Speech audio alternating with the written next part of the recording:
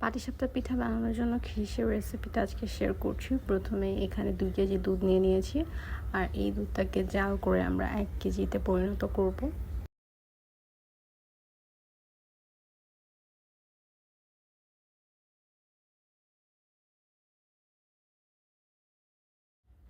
দুধটা অনেকটাই শুকিয়ে গিয়েছে, আর এই দুধে মিষ্টি অ্যাড করার জন্য আমি গুড় ইউজ করছি, তবে আপনারা চিনি ব্যবহার করতে পারবেন।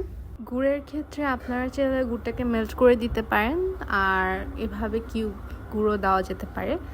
গুঁড়টা দেওয়ার পর বেশ কিছুক্ষণ সময় দিতে হবে কালারটা দুধের মাঝে পৌঁছানোর পর্যন্ত। ওই সময়টুকুতে আমি এখানে সুগন্ধি চাল ব্লেন্ড করে নিচ্ছি। আপনারা একদম মিহি গুঁড়া করবেন না, এটা একটু আস্ত বা দানাদার থাকবে। দেখতে পাচ্ছেন গুড়টা অনেকটাই মেল্ট হয়ে গিয়েছে, আর আমি দেখতে পাচ্ছিলাম আমার দুধের টেক্সচারটা অনেক বেশি থিক থেকে লাইট হয়ে গিয়েছে।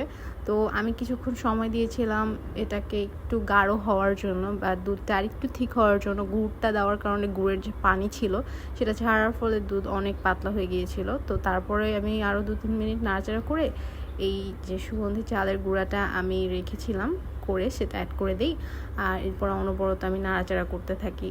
আর অনবরত নাড়াচাড়া করতে হবে যাতে নিচে পুড়ে না যায়।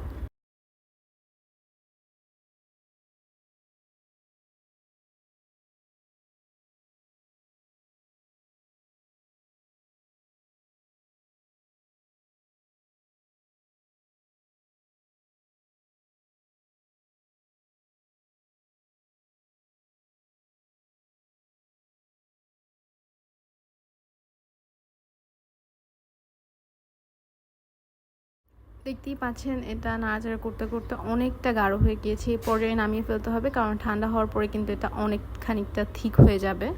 আর আজকে যে খিরসার রেসিপিটা আমি আপনাদের সঙ্গে শেয়ার করলাম, এটা একদম অথেন্টিক বাজারে কেনা খিরসা থেকে কোনো অংশে কম না। যে কোনো ডেজার্ট আইটেমে, যে কোনো পিঠার রেসিপিতে আপনারা খিরসাটা ব্যবহার করতে পারবেন।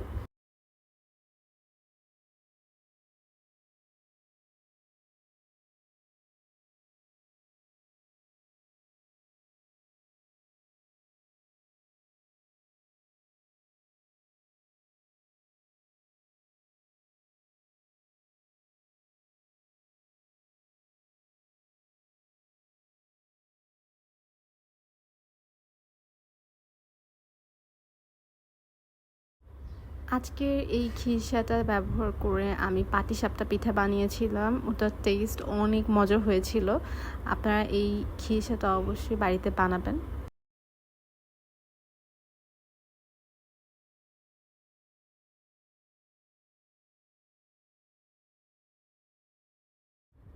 আর এভাবে পিঠা বানিয়ে অবশ্যই ছবি কমেন্ট বক্সে শেয়ার করবেন যে আপনাদের কাছে কেমন লেগেছে আজকের এই খিরসার রেসিপিটা। আজকের জন্য আল্লাহ হাফিজ।